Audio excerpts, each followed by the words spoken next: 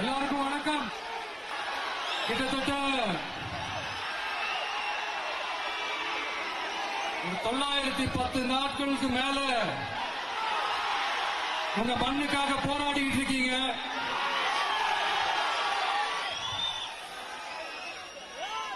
உங்க போராட்டத்தை பத்தி ராகுல் ஒரு பையன், சின்ன பையன் பேசுனது நான் கேட்டேன். அந்த குழந்தையோட பேச்சு மனசு ஏதோ செஞ்சிருச்சு. உடனே உங்க எல்லாரையும் பார்க்கணும்னு தோணுச்சு, உங்க எல்லாரையும் கூட பேசியே ஆகணும்னு தோணுச்சு. உங்க எல்லாரும் கூட நான் நிற்பேன், நீ தொடர்ந்து நிற்பேன் சொல்லணும்னு தோணுச்சு.